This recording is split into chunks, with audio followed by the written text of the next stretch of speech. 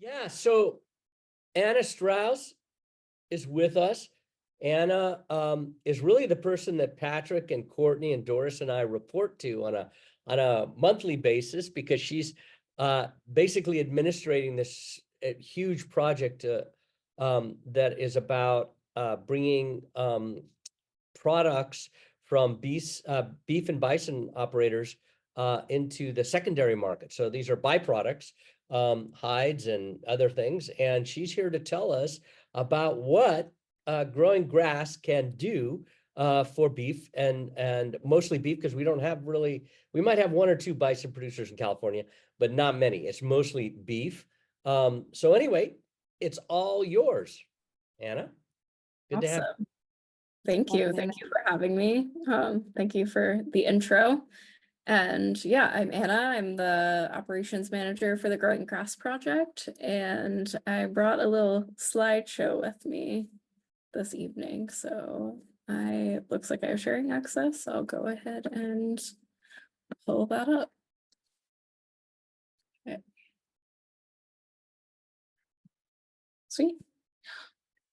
All right, well, they've alluded to it, Michael and Courtney and Patrick, but the Growing Grass Project, our kind of headline is that we're working with farmers, ranchers, processors, brands, and industry experts to figure out how we're going to grow regenerative grazing systems in a lot of different ways that I'll get into. We're looking to validate the climate benefit of grazing and increase the supply and profitability of the supply chain all the way through. Both of those things at the same time through a partnerships for Climate Smart Commodities grant from USDA. So this work started before Partnerships for Climate Smart Commodities with one of our lead partners on the grant, Other Half Processing.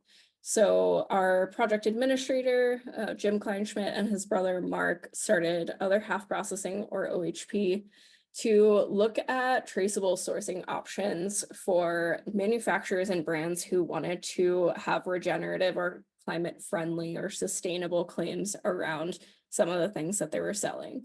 So we know that in the grocery store, there are folks who want to buy regenerative beef, but what about a pair of leather boots or pet food or collagen? A lot of these products are derived from animals, but the supply chain and the traceability for byproducts is challenging for many reasons that folks on this call may be very well familiar with.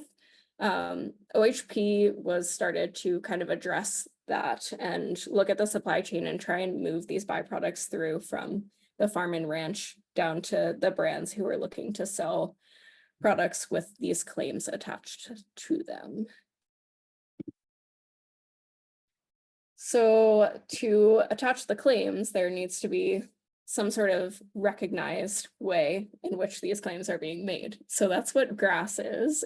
It is appropriate for grass-fed, but it is actually an acronym which has confused people at conferences before. They showed up and they thought we were gonna actually talk about seeding grass, but it actually stands for the Generalized Regenerative Agriculture Sourcing Specification, which is a mouthful, but it's basically an equivalency tool that uses existing certifications that are out there. Audubon is one of them, American Grass-Fed Association, Regenerative Organic Certified, A Greener World.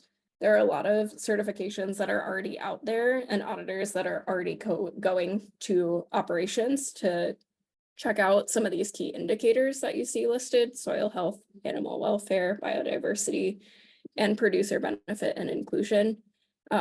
So we don't want to have another person have to come to your farm and verify these things. We're trying to make it work with what's already existing and what folks are already using. And that's kind of the approach of the project in general. But starting with this equivalency tool, this was developed with Other Half Processing, Timberland, like the boots, and Pure Strategies, who's another partner on the grant, to figure out how can we kind of bring together all of these slightly different but awesome certifications and figure out how we can hit these claims in a way that feels okay for brands to then make those claims in the marketplace. And this work is very much in progress, and that's why our project is called Growing Grass, because we are trying to grow this We are planning on going through an ISEAL process, which is like internationally recognized standards.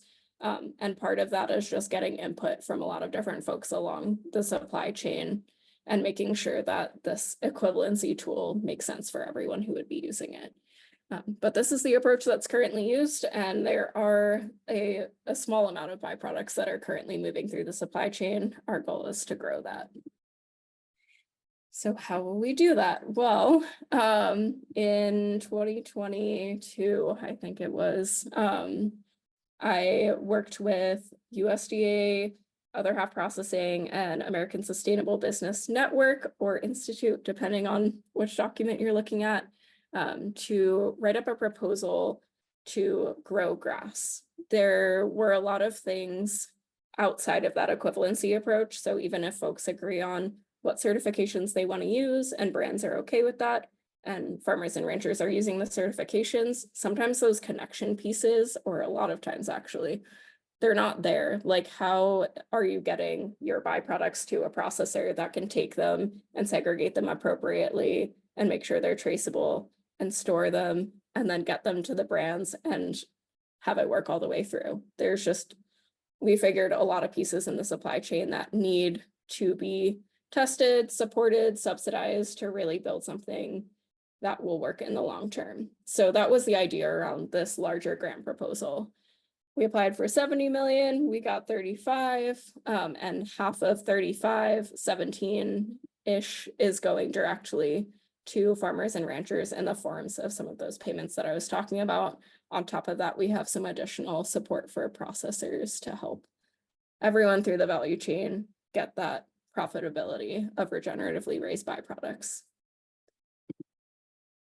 Here is a list of some of our supporters, by no means exhaustive, but just kind of a visual here to show the support throughout the supply chain. We're really trying to look at the whole thing and make it work as a whole and create feedback loops in situations, because we know that there's a lot of regional aspects to this work as well. So something that works in one part of the country might not work in another. So with some of the bigger international brands, we also want to keep in mind what's working in a regional context as well. This is some of our wonderful team, also not fully inclusive, but we met in Red Wing, Minnesota about a month and a half ago now. And we were able to take a tour of Red Wing's tannery, of the boot manufacturing plant. We visited with I think 3rd generation rancher who's doing grass fed out there, and with a processing champion, Lorenz Meats, who are all currently part of the grass supply chain, and really just walked through that physical space of like, how are these byproducts moving from the field all the way to a pair of boots in the store. And it was really wonderful to have everyone together. Look at everyone's smiling faces. Hooray. And while we were there, we talked about like, how are we going to do this, right? Because the supply chain is big, it's complex, and also, like I said, it's different per region. So how are we gonna tackle this big problem? We created this fun graphic. Shout out to some of my coworkers for really taking a lead here with the creativity. But we basically determined that there are 5 general pathways that we want to look at, pathways that often intersect with one another. Production and supply. I'm going to start on the right-hand side because that's how my brain works. Production and supply is like, how are we going to make sure that production and supply are consistent?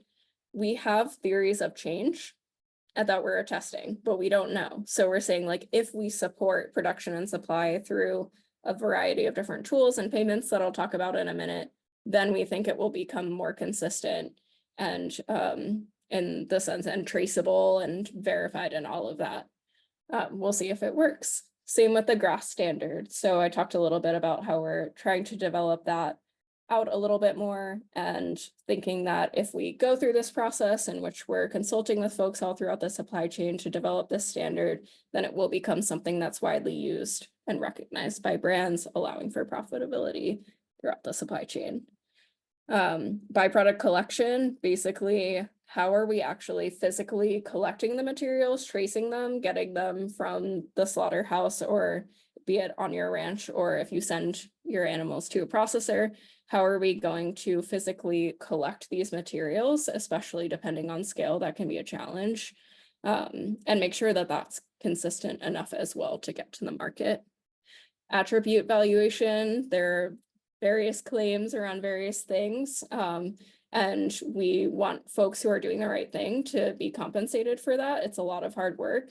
And we also don't want to greenwash. We want to be honest about, like, this thing is really great for these reasons and we can prove it. And then also we think it's good for these reasons, but maybe we don't necessarily have like science backing that yet. And just being honest about all of that up front. But we do have some funding for like nutrient density research and life cycle assessments specifically related to the byproducts. Like, how are you going to pull out a carbon value for a hide when that represents part of an animal, not the whole? So that's attribute valuation, and then marketplace readiness. So just like making sure we're supporting both, you saw some like bigger names of brands, but also folks maybe who want to be a little bit more direct to consumer, or smaller, like more boutique type brands that we've been working with that are more localized. How can we support them in like telling this story? Repeatedly, brands have come back and been like, regenerative, what does that mean?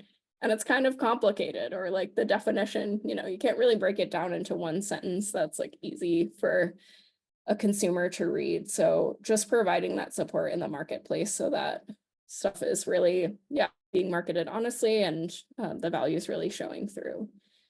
All of that brings us to our mountaintop here at the very top, which is increasing the value and production of regeneratively grazed beef and bison.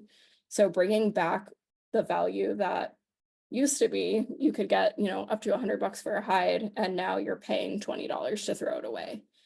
How can we just flip that script again and reintroduce at least paying for your processing via selling those byproducts, and bring that profitability back to the supply chain?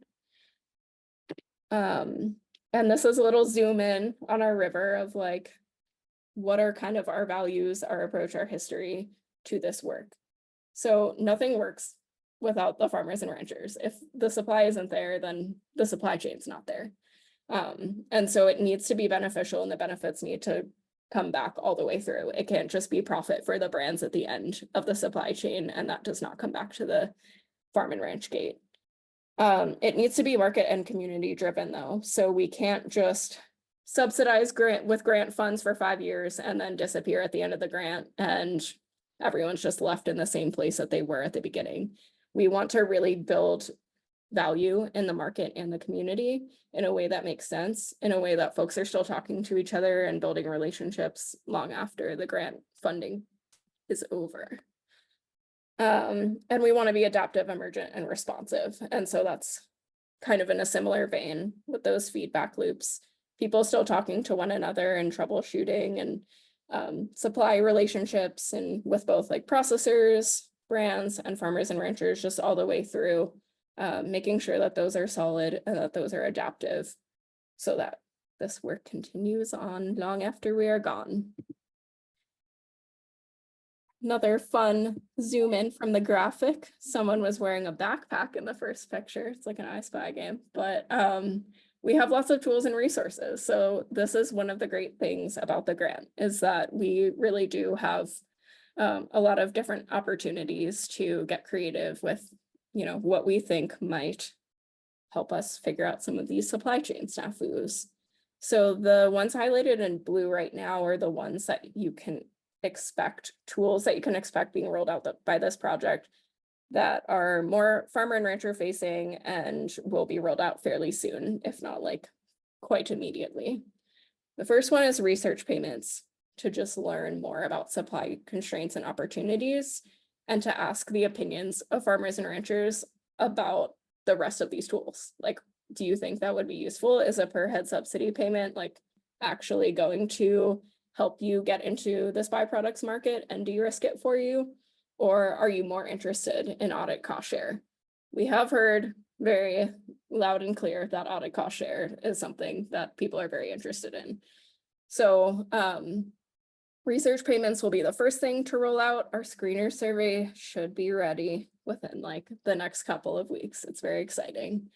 And basically we're paying folks to talk to us. So it's $500 a year just to answer some questions about your operation and what you think would work best for you to get you into this market.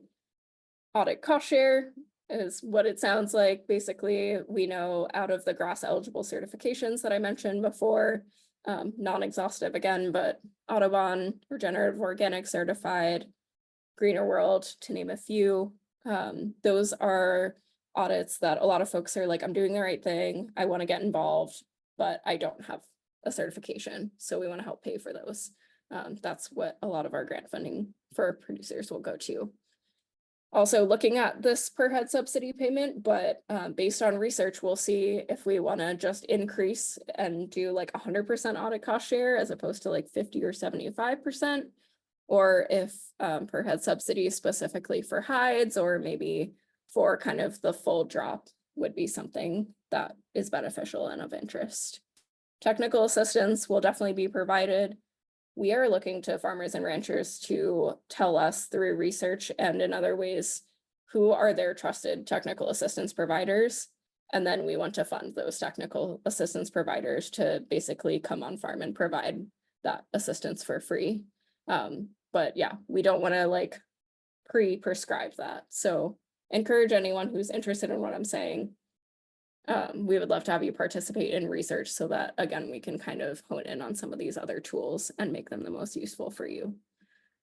We have some market and processing facing support as well to make sure that the supply chain's kind of de-risked throughout. So subsidizing some material purchasing on the brand side of things to make sure like, hey, yeah, you should be purchasing these hides for a premium because you should get a premium because they're regenerative. But if you don't want to take that risk as a market, that we can subsidize the payment and the farmer and rancher gets the full amount that that hide should be worth with added value. We also are guaranteeing byproducts purchasing for processors to de-risk equipment and labor investments. Communications and marketing support for our brand partners, connections with other PCSC projects. So there's a little bit of a funny thing with the USDA where they are allowing us to pay farmers and ranchers who do prescribed grazing for the cow that was grazed, but there's multiple commodities that come from a cow. So if there's a farmer and rancher who's like, hey, I like your project, but I also heard of another partnerships for climate smart commodities project that will pay me more for the beef that is coming from my cow, I would like to work with them instead. We're happy to connect you and facilitate that handoff since you can at this point in time, and we're working with USDA on this. We think you should be able to get paid for both, but work in progress. But want to make sure that farmers and ranchers are just getting the best opportunity available to them. And there's a lot of really cool payment programs and projects out there. So want to connect folks and want to eventually in the future create kind of this portal where information is protected and you know your privacy, and data can be shared in a way that you're not having to re-enter information, but that you also know where it's going and who it's being shared with. So that's our backpack of tools and resources that we hope to deploy. And specific for farmers and ranchers, just kind of a recap, research, info. We will pay you to talk to us. Please, we would love to talk to you. Audit cost shares and technical assistance are the big things you can expect. Subsidies are also on the table, but it also depends on what folks say, whether that would be useful to them or not. However, if you are not interested in enrolling in any of our payment programs or interacting with the USDA grant in any way, you also are just eligible for market access. So we just still want to work with you because it sucks that half of the animal is often getting thrown away. We're not representing profitability. So if you are certified with one of a GRAS eligible certification and you want market access, then talk to us as well. And just a little bit more information on eligibility. So looking for folks who can generally make long-term decisions about their land. It's not necessarily that you have to be an owner or even that you have to be the sole decision maker. But just, somewhere within the realm of making sure that we can verify that these benefits are happening on the land that you are grazing on. If you're interested or are already deploying regen practices, we're definitely looking at both. And I know a lot of projects in this space are focused on additionality or like getting new folks into the regen space. We love that. And also a lot of people have been doing this for a really long time and think that they should very much be rewarded as well. So if you've been doing regen for a long time, we also still very much want to talk to you. Have or are willing to get verification. I talked about that a little. Have or are willing to get an FSA number, kind of again what I said. If you get an FSA number, you can get this audit cost share and some more practice-based payments, but that is not a requirement for all of the benefits that are offered by this project. So know that if you don't want to do that, you can still work with us. And also not a CAFO, but I feel like that kind of goes without saying. So that is a wrap. We would love to talk to you if you want to learn more, but you're not sure exactly how you want to engage, or if you definitely know that you want to, just reach out to us. We have a forum, www.ggrass.org, super simple, and we'll be reaching out soon with some exciting updates about that survey in general, but stay on our mailing list and we'll let you know what's happening. Thank you for Great. listening. Thank you, Anna. And guess what? You have a question already. Hooray. Go ahead, Tom. Hi, Anna. I'm happy that this is getting underway in such a formidable and well-directed approach. And so I really appreciate your work, even having left the area. So appreciate the continuation on that. I have a project that if everyone's okay with me sharing here, I'll share on screen. It's what I'm naming the Regenerative Repository for the North Coast Dairy. And I was curious if dairy as a byproduct is something that would be considered a byproduct. Is that wrong or incorrect? So under our grant currently, I don't necessarily think so, but I think also we could look into like how we're defining it or like what would happen to that dairy if it I guess the idea behind byproducts is basically at this point they're often not used or thrown away or it's difficult to get them to market. Okay. I don't know if dairy would meet that threshold, but it's not a definite no. It's something we'd have to look into. Fair enough. I mean, maybe the approach would be they're dairy animals and therefore the byproduct, regen beef, ground beef, obviously majority of the larger marketplaces using dairy as their ground beef program. But I'll share here real quick. This is something I'm pretty excited about. That's been my baby for just a little bit of time here. Everybody can see that? Oops. Are you able to? Yeah. Great. Just short of the really, really, really small words there, and I'd be willing to share. But this idea that I have is capturing from cradle to cradle of the product and capturing each measurement of the process from the carbon in the soil all the way to the engagement with the consumer.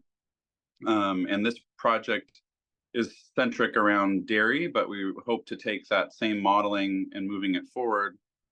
It seems like the GRASS program would be a perfect fit for supporting us in our journey of the calculation, as well as all the details and technical support. So I'd be very curious to see how what you have in support and processes, offline, or if you're here to kind of work out with others to view and hear as inspiration.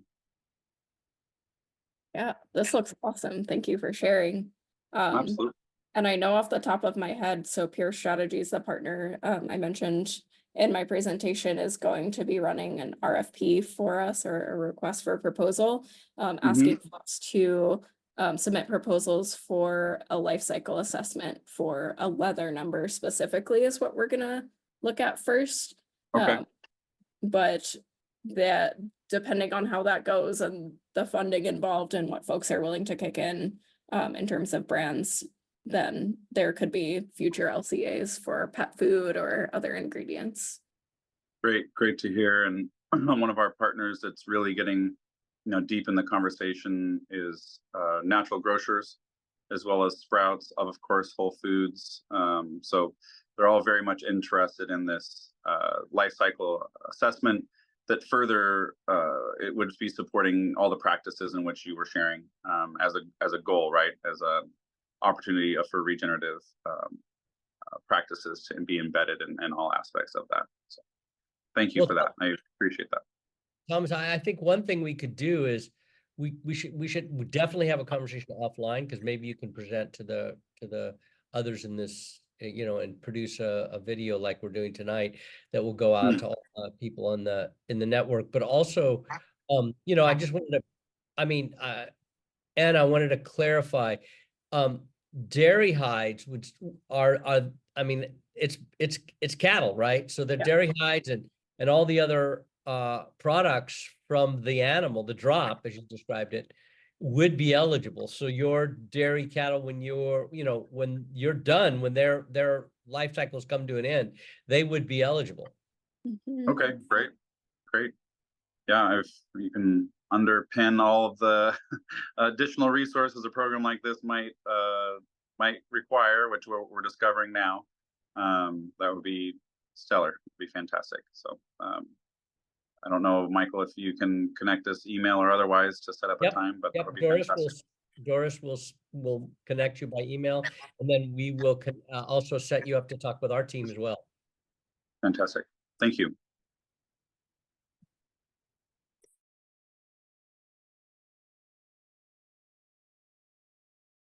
Adam came in later, right? Adam, want to introduce yourself? Pelayo has his hand up. Oh, Pelayo, go for it. Yeah, sorry. Yep, thank you. Thanks, Anna. This is a great presentation. I see a lot of potential avenues for partnership with the conservation ranching program. Could you tell us, in addition to the audits, and as part of your technical assistance, what kind of activities would your project fund under that technical assistance? In particular, interested in knowing whether the project would fund the development of like management plans with the ranchers, so they can actually get certified. Yeah, great question. So we could fund management programs for sure, or management plans. And yeah, that's kind of back to that research that we're trying to do, right? So it's like asking farmers and ranchers, like, what are the biggest barriers? Like, is it that you really need a management plan and you just don't know where to start and you can't afford to have someone come out and help you? And folks are saying like, that's a huge barrier. That's what we'll fund. If most people are like, meh, management plan, I really need to get that certification, I'm already good with my management. Maybe people say both and we split it up. And so there's a good number of funds, but we'll really be looking to the research in the first couple of years to figure out what farmers and ranchers are needing most to get into this space. And is there, because I have a lot of questions, should I connect with you or Michael, Patrick, or all of the above? Or yeah, no, we're happy to talk. And I know that there's a few folks like in various ways, right? Because the GRAS standards connected with Audubon, and some life cycle assessment work, I think, around like how the standard connects with like data and outcomes and things like that. So there's a few folks on the team who are connecting, and I'm not sure like where in the network, but definitely send me an email and I'll make sure that all the loops are closed. And Michael, maybe you're also a part of some outreach there too. So yeah, what we'll do is so the email that's going to go out in 2 days, or that Courtney was talking about earlier, we will include your email in that. And then we'll also have the link to the GRAS site so that people can get on the mailing list. And then we will also, when the survey comes out, we'll send that to the entire list with an explanation and again, the video again, so that people can kind of follow up on everything that's happening. thanks, Michael. Sam's got his hand up. Sam. Hello. I just got back from a very long plane flight, so I look like I'm dying, so apologies for not being on camera. Great presentation. I'm interested to hear more about on slide 1, I think you said you're trying to increase awareness and verification of the climate difference of regenerative agriculture, and how can you talk more about that? How are you doing it? What's the plan for that? Because that's a huge problem in general, is getting people to recognize it. Definitely. Yeah, so I think it's twofold. I think that there's the like attributes side, right, where we're talking about like science and like really digging into life cycle assessment and working with certifiers to figure out like what's happening on the ground. There are like, yeah, projects that are taking soil samples. We want to partner with them. So there's like that really data-driven side. And then there's also the marketplace readiness pathway in our project, or like the storytelling side. Like it really takes both. We want to make sure that our claims are backed in science. There's also a lot of regen that is like adaptable to ecosystems, that isn't just like easy. There's a number that represents carbon and it's just universal. Like different ecosystems have different things happening, so the numbers wouldn't tell the full story. We really need to make sure that stories are being told, that brands are talking about regen in ways that are appropriate, that folks can connect with. And I think that those two pieces together would accomplish that goal. And hopefully it works. That's right. It's a theory of change, but that's our theory.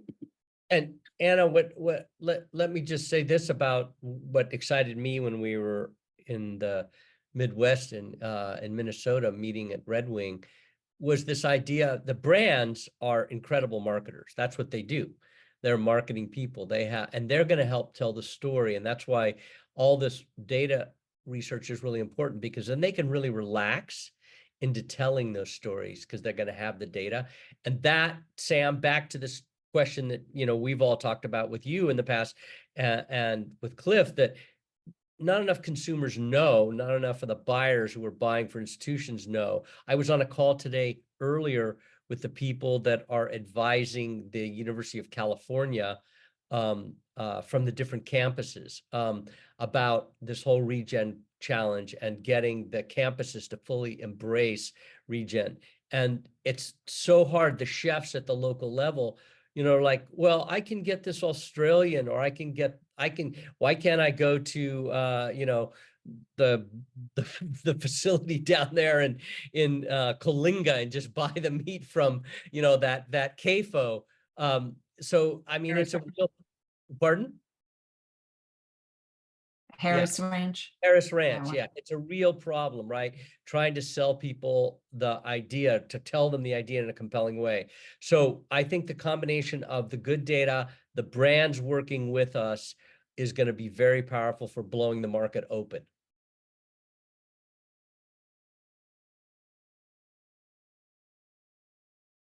Cool. Very cool. Ashley. Yeah, I just had more of a practical question on the hide processing. Are there big barriers to entry to enter into that type of processing? Do they tend to be concentrated in certain parts of the country, and where would funding come from to create, you know, processing for that at the local level in California?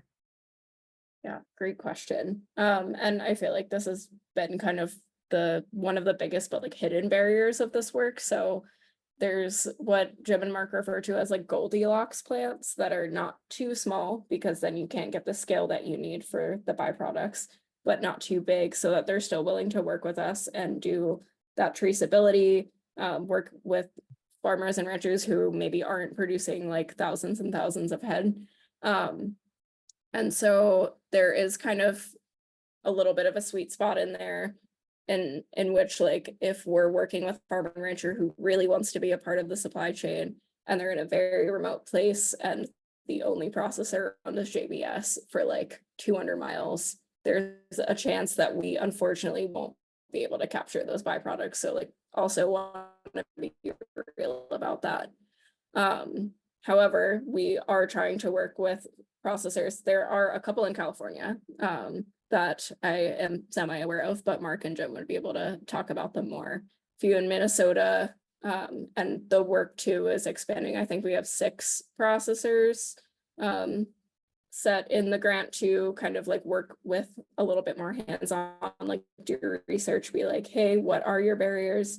A lot of times it's equipment and a lot of times it's labor, and it can look like a combination of the two. Either buying the equipment, processors don't know if it's like worth the risk, basically, like, am I going to get a return on my investment? This is a huge amount of money to lay out, or I don't have someone to operate the equipment if I buy it, or I need to train people to operate the equipment if I buy it.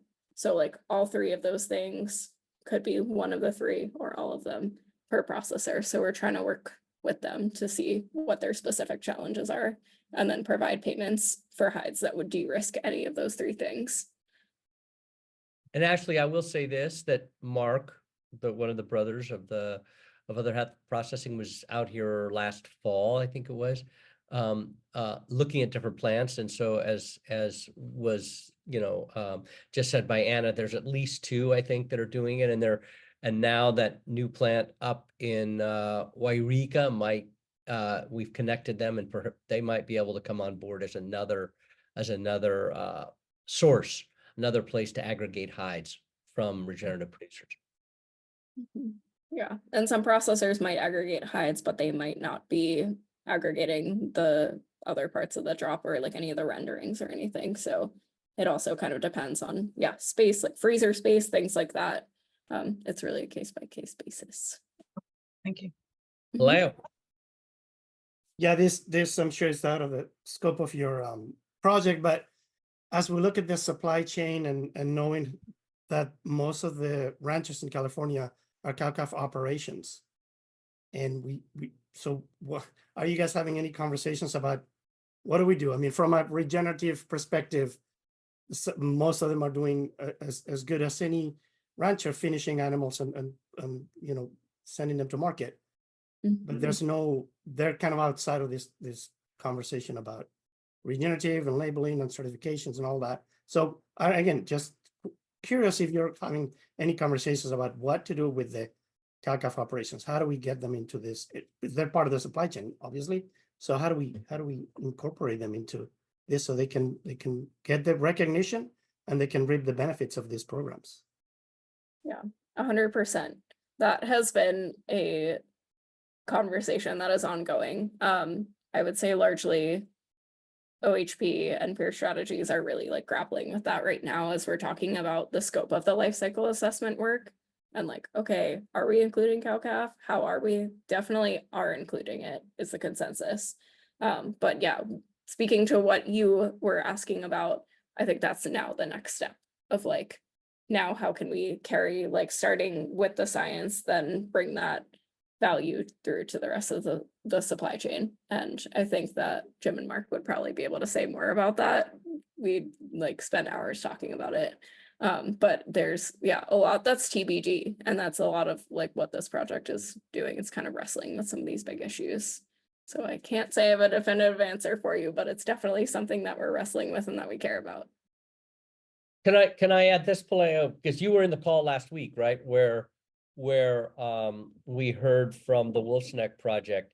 So that's one possibility, right? They're gonna try, they're doing new acreage, right? They're getting people to do new acreage. And actually I know they put out the request for proposals, and I know they've gotten several proposals already in for people who want to enter the regenerative space. So that's one possibility that was brought up by Anna, this connection to the other projects that are out there that might be feeding to get those ranchers into the system. But the other thing is, how do we connect cow-calf operators with those people who can finish?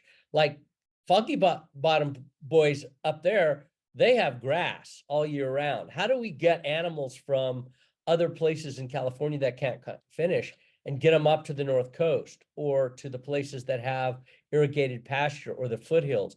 There's ways to do it, but we need to knit those networks and get those producers talking. Yeah, we're thinking about doing that within our program. Is one of we did survey our producers recently, and that was one of the reasons for joining our program, is that the opportunity to network with other like-minded ranchers. So yeah, that's badly needed. I'd be happy to. So we can work with you on that because we've been thinking about that, talking about it, but it's not, I don't know how, part of the problem is that cattle prices are so good right now for these cow-calf guys, they're not thinking outside the box at all. That's a challenge for us right now. Yeah. If it was really bad cattle prices, we'd be having lots of conversations. Yeah, our question has always been, who would be interested in buying not even in our program, in other certifications, who would be interested in buying a certified calf? Where's the market for that product, right? Who's interested in that added value that calf that comes from a certified ranch brings to the market? That's, to me, the real question. Yeah, that's a great way to frame it. And that's only if it's traceable. I think that depends on that traceability of Right. start to finish. Right. Mhm. You have to go from one regenerative ranch to another. We have to go from the cow-calf operation to the feeder, and then maybe even do a finisher. I mean, it might even be 3 different people it's going to, because we got to follow the grass. So yeah, it gets complex, but you could build the networks if you had enough people willing. And you knew the places where there is grass at certain times of the year. That's another really important thing. And then you also, I mean, one of the things we were trying to do is get Spencer Smith to come in, but he's so damn busy right now that he couldn't do it. But that guy knows how to finish animals. He's finishing up, he's finishing them all over the place. And it takes a little while, but he finishes them. I think if we're exploring a brain thought on cow-calf operations, I think the cow-calf operations that are able to further finish are the low-hanging fruit, as are we. And then in discussion about where the grass is growing and getting animals there, where is the value, as Paleo says, and creating that further down the chain, it has to be proven first before we can create any of those systems, in my opinion. So You're right. I think it's actually giving the people that are doing the good work to prove it, and then creating that system in part with maybe Stay Stimple Creek, who I'll tell you was 12 head a week up here at Redwood Meat when they were being able to operate with Redwood Meat. And Connor has been, literally out of this space because of the management and operating and making sure that there's even availability, let alone that added value. So there is some rubber meets the road on some of that conversation, but I think very gratefully, I'm looking at Anna now, seeing as this great opportunity for creating some of those through lines and potentially giving some of that low hanging fruit a quick bite at the apple to move forward. Well said. Right. Are we, is this a programmatic? And I'm sorry, I'm not able to join all the time. Today happens to be a day that I am. Are we also sharing out today? Anything else? Why don't you do it? We got 8 minutes and I don't see another question. So please go for it. Great, thank you. I'm just gonna see if I can't drop in the chat here. I'm just gonna, or maybe just a link. I'm just gonna post something that we're doing here with Rumiano Cheese. It's a food service director training as a part of the USDA AMS local food promotion program grant, institution-based. So we've got Alice Waters Institute, California Beef Council, Cattle Council, working with Western United Dairies to focus on a 3-day event. And so I just dropped in the agenda there of what we're being able to do. And I'm just really happy and excited to share among this group. Something that we've been working on for 2 years now is coming to the pinnacle of the beginning of the pipeline to get regenerative grass-fed dairy into our school systems. What we thought would be after about 3 years of development in a pipeline could potentially be upwards of 200,000 pounds of organic product into our school systems, with before first real purchases taking place, and those are taking place now in orders for the fall for our school systems, including Upland School District, Riverside, down in Southern California. Right now, if we were to take every order that we currently have, it would be 500,000 pounds of cheese. So I think my discovery in this and continuing to do the good work is simply asking those that are looking to source this product if they would like to source that product and getting them connected instantly. All we had to do is ask. And it seems like not only is the money available among CDFA funding inside the schools, as well as training for funding, their kit funding, it seems like these folks have been waiting for product for a very long time, something to diversify and change. So very excited to share this with you. And if anybody here from Roots of Change or otherwise wants to attend, we are holding a couple of open spots for people to participate and see the activities that are taking place during the middle of July. That's great. Thank you. Absolutely. Thank you. Looks great. Anybody else? Yeah, Sam. How are you distributing the cheese? Thank you for asking. Through a great amount of work and collaboration. So simply Star Harvest. Am I getting this wrong? There's lots of star names.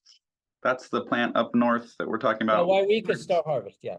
Yeah, okay. So anybody else can help me with the star distribution name? Gold Star.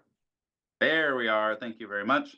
Gold Star is helping us move some forward. We're also working with some private distributors, some LTL. But right now, what we're trying to do is just get the baseline connections outside of Cisco, outside of US Foods, to start on the small players, to connect with those medium to small distributors.